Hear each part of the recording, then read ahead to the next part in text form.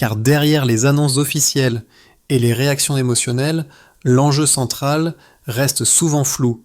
Comment un État fragilisé tente de reprendre l'initiative sans soutien extérieur durable?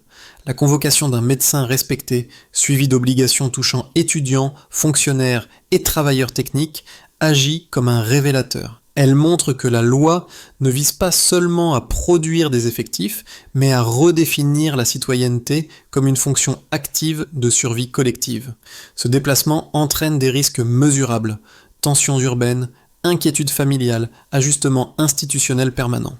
Il produit aussi des effets recherchés, cohésion dans les camps, discipline administrative accrue, regain de présence étatique dans certaines zones rurales. Sous l'autorité d'Ibrahim Traoré, cette stratégie se présente comme un pari, transformer la vulnérabilité structurelle en levier stratégique.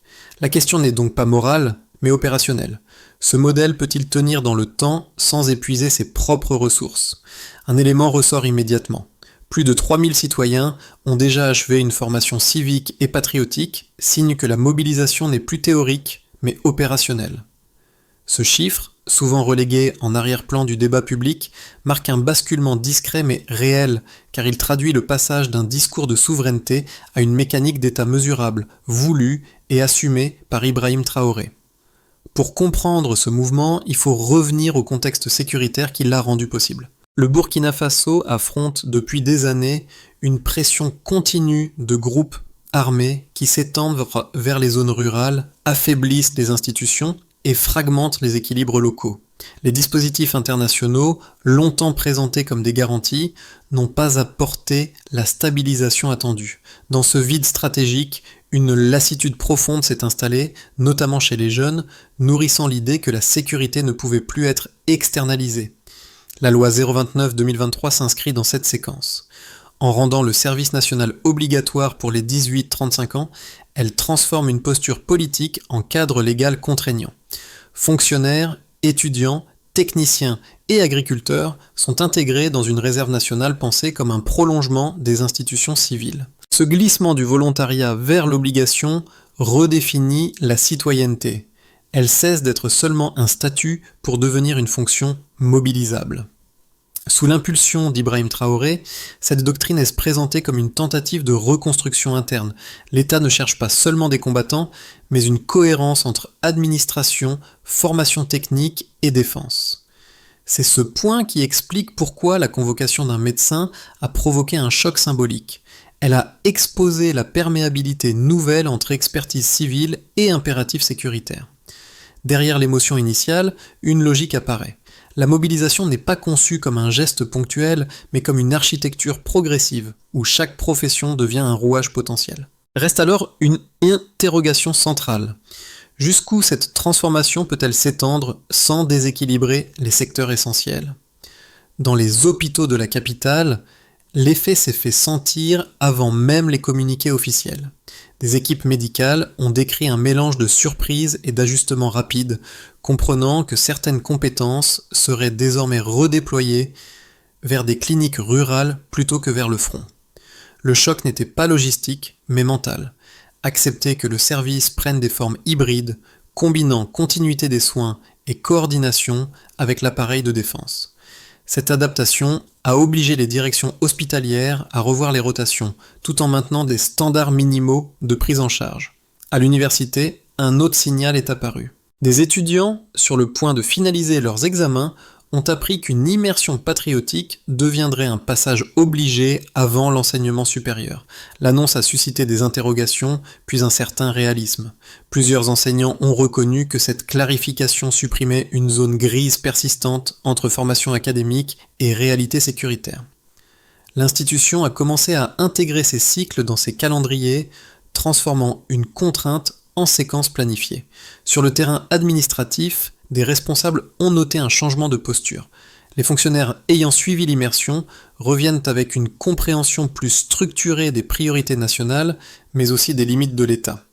Cette double lecture modifie la manière dont les services coopèrent, en particulier dans les régions sous pression. Ces cas, dispersés mais cohérents, montrent que l'impact précoce n'est ni uniforme ni spectaculaire.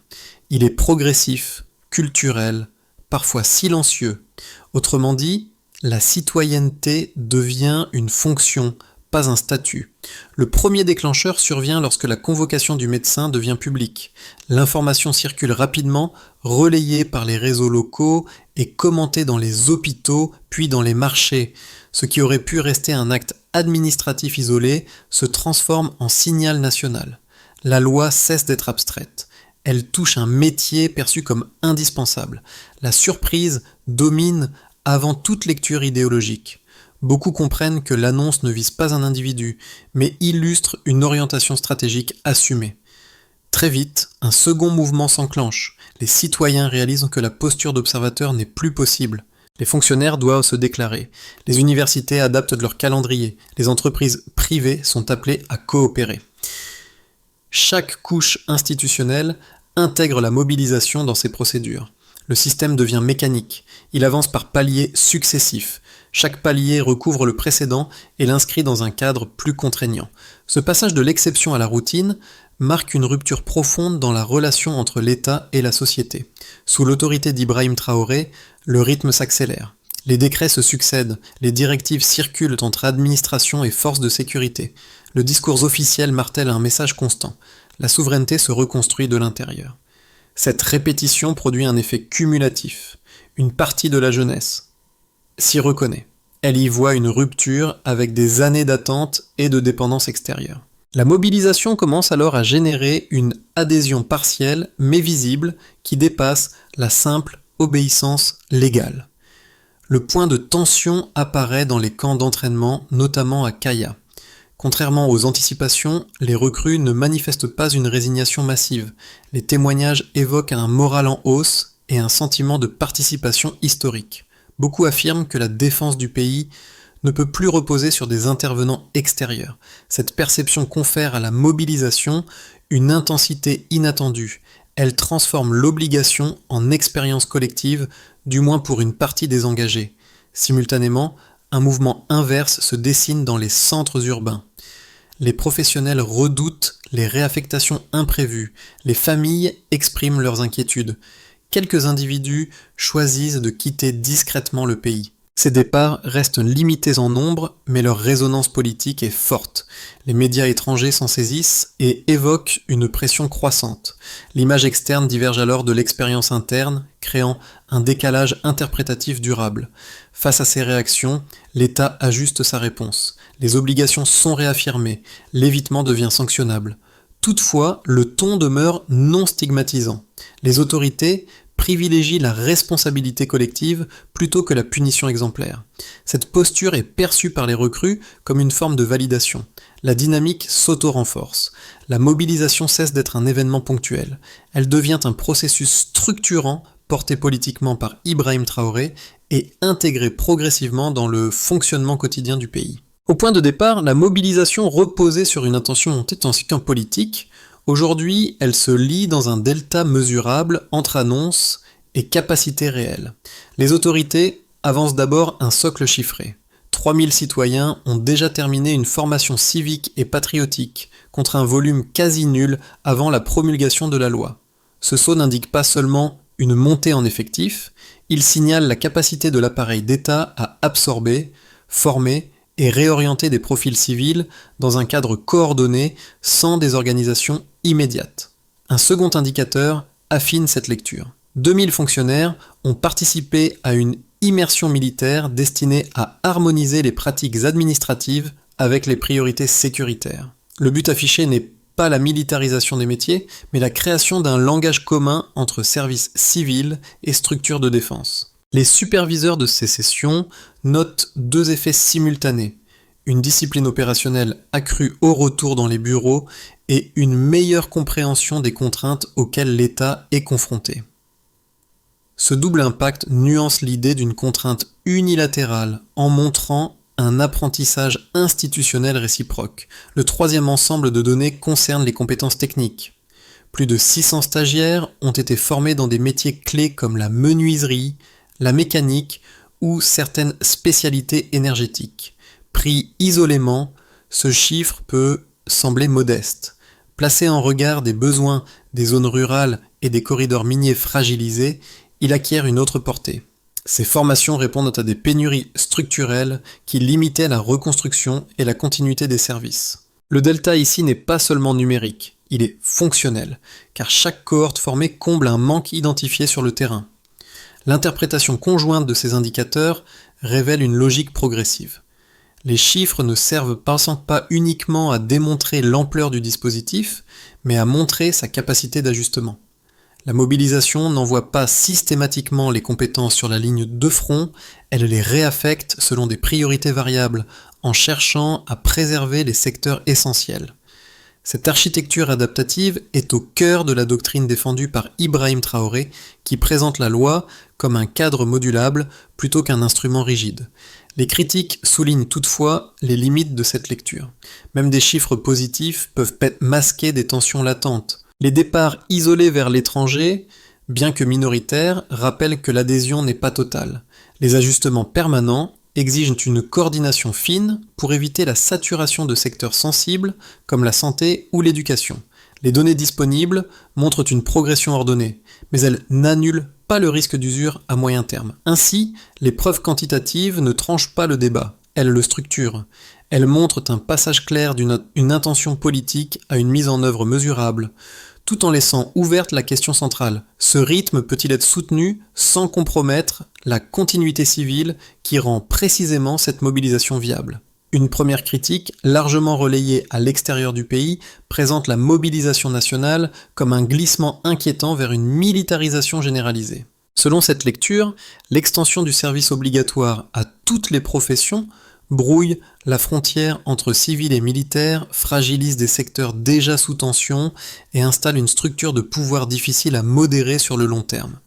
Les observateurs citent les inquiétudes urbaines, les réaffectations imprévues et les départs discrets de certains professionnels comme des signaux d'alerte indiquant qu'un excès de contraintes pourrait produire plus de désorganisation que de cohésion. Une seconde critique, plus interne, insiste sur le risque d'inefficacité. Elle avance que la mobilisation massive de profils hétérogènes pourrait diluer les compétences au lieu de les renforcer. Dans cette optique, l'immersion civique et patriotique serait trop courte pour produire un impact durable, tandis que la rotation fréquente des personnels créerait des ruptures dans la continuité des services publics. Le danger identifié n'est pas idéologique, mais opérationnel. Un État sous pression pourrait s'épuiser à vouloir tout mobiliser simultanément. La réponse des autorités s'appuie sur les données observées. Les chiffres disponibles montrent une montée en puissance progressive, non une mobilisation aveugle. Les réaffectations privilégient, dans la majorité des cas, des missions compatibles avec les compétences d'origine. Des médecins sont redéployés vers des structures de soins, des techniciens vers la réparation d'infrastructures, des fonctionnaires vers des tâches de coordination. Cette logique vise à limiter la perte de capital humain tout en renforçant la capacité de réponse globale. Sous l'autorité d'Ibrahim Traoré, la doctrine officielle insiste sur la flexibilité du dispositif. La loi impose un cadre uniforme, mais prévoit des ajustements ciblés et des exemptions conditionnelles. Les tensions ne sont pas niées, elles sont intégrées comme un coût à gérer plutôt qu'un échec du modèle. Cette réponse ne garantit pas le succès, mais elle déplace le débat. Il ne s'agit plus d'opposer contrainte et liberté, mais d'évaluer si l'équilibre entre obligation et continuité peut être maintenu dans un contexte d'insécurité prolongée. Cette formule résume le basculement discret observé à mi-parcours de la mobilisation. Dans les camps d'entraînement, une cohésion inattendue s'installe. Les recrues décrivent un sentiment d'utilité et de direction, nourri par des années de frustration face à l'insécurité. Le service obligatoire cesse d'être perçu uniquement comme une contrainte. Il devient, pour une partie de la jeunesse, un espace de reconstruction symbolique. Cette dynamique surprend même les instructeurs les plus expérimentés. Dans les centres urbains, le mouvement est inverse. Les familles et les professionnels vivent la mobilisation avec prudence, parfois avec anxiété. Les réaffectations potentielles, la crainte d'une perte de compétences et l'incertitude sur la durée des obligations alimentent une tension diffuse. Ce contraste révèle une vérité centrale. La politique ne produit pas un effet homogène, mais une adhésion fragmentée, distribuée selon les espaces et les trajectoires sociales. Sous l'impulsion d'Ibrahim Traoré, cette dualité n'est pas présentée comme une contradiction à résoudre immédiatement, mais comme une réalité à gérer.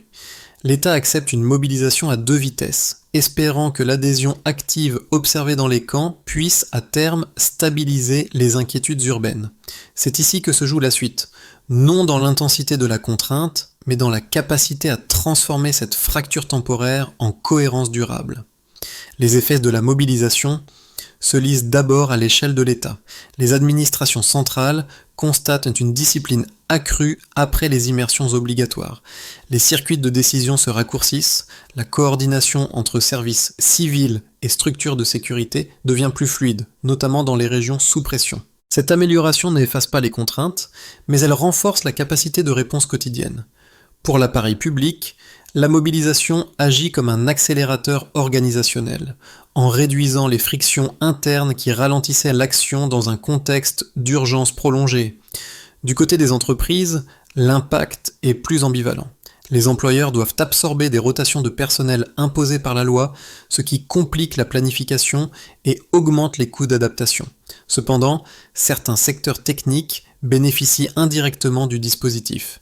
La formation de centaines de stagiaires en mécanique, menuiserie ou réparation énergétique alimente des filières affaiblies par le conflit.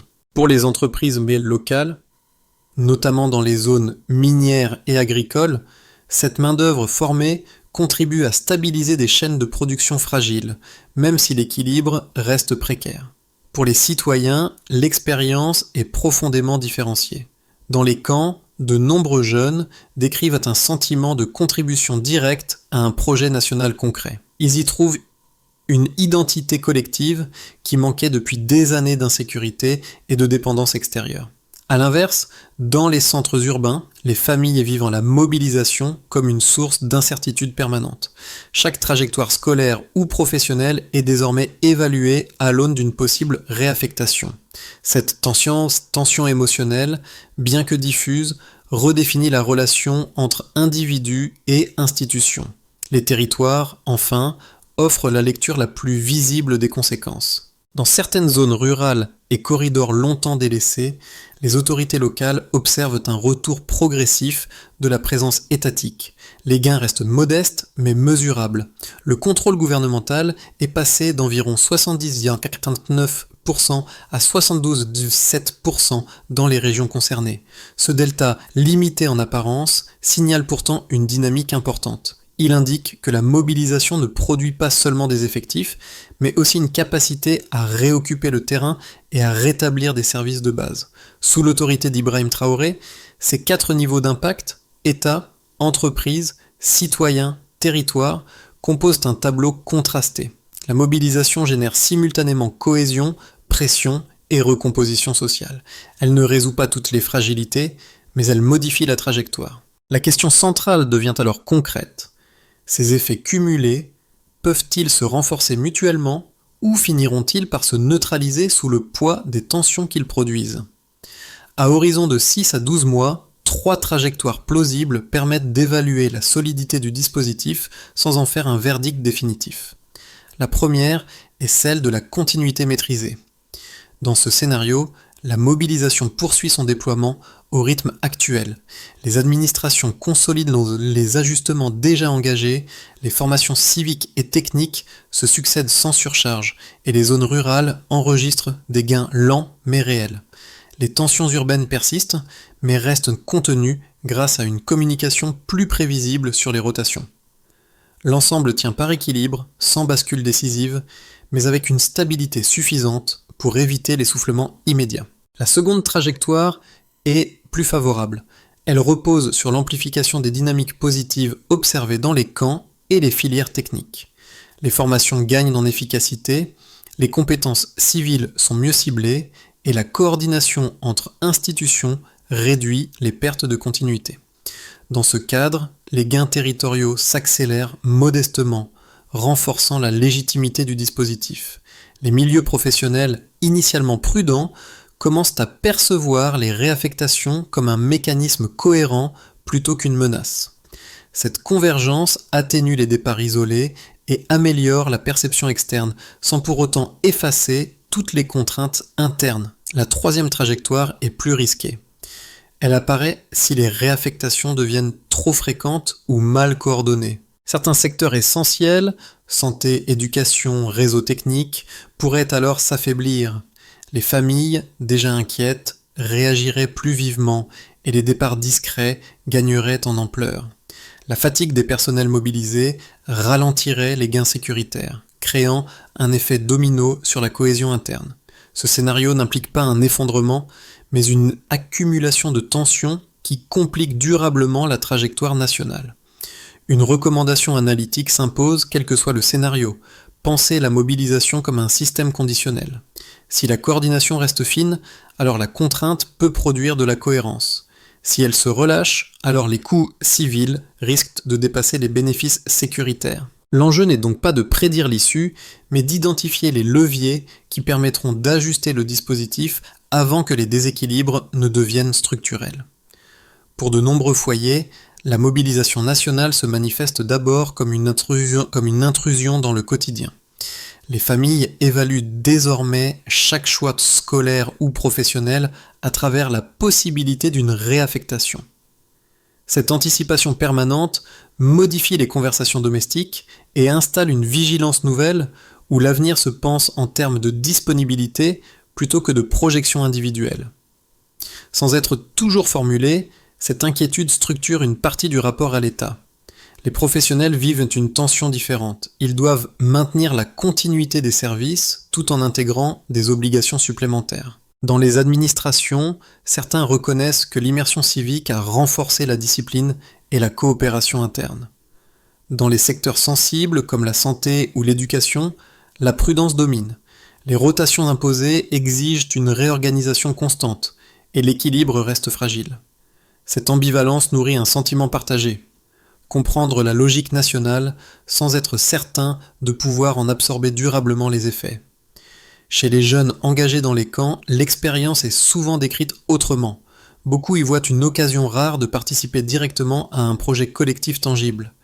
La cohésion créée par l'entraînement et la formation donne un sens concret à des notions longtemps abstraites comme la souveraineté ou la responsabilité.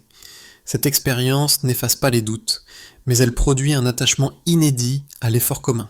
Sous l'autorité d'Ibrahim Traoré, ces perceptions divergentes coexistent sans se fondre.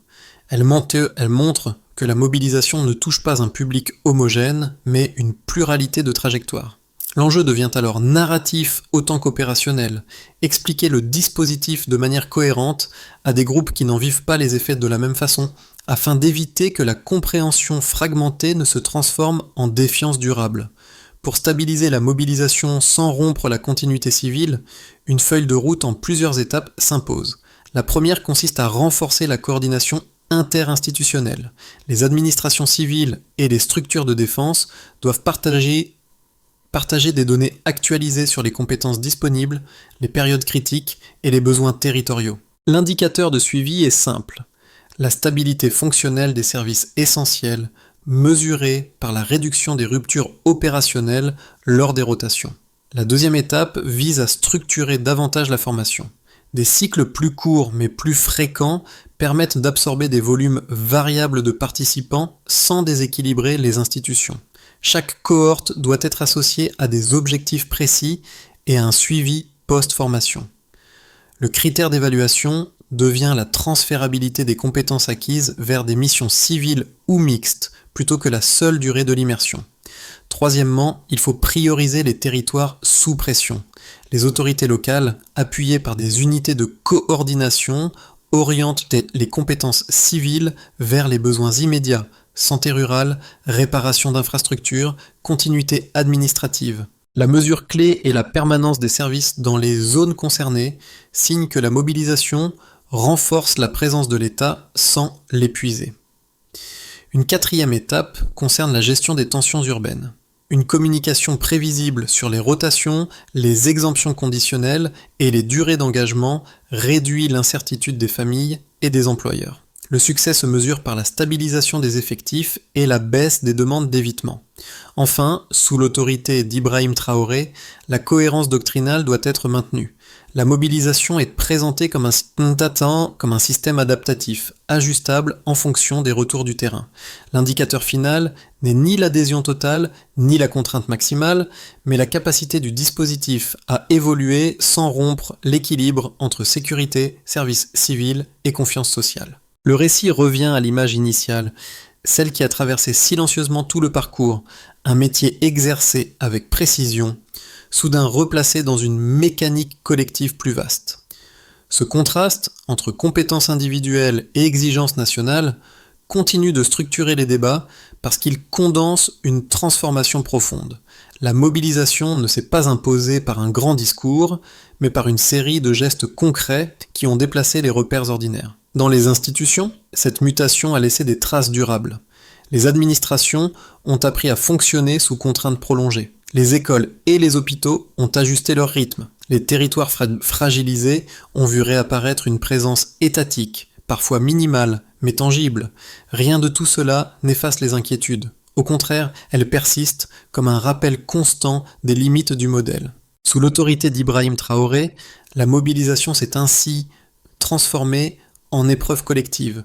Elle n'a pas produit une unité parfaite, mais une tension partagée, faite d'adhésion partielle et de prudence lucide.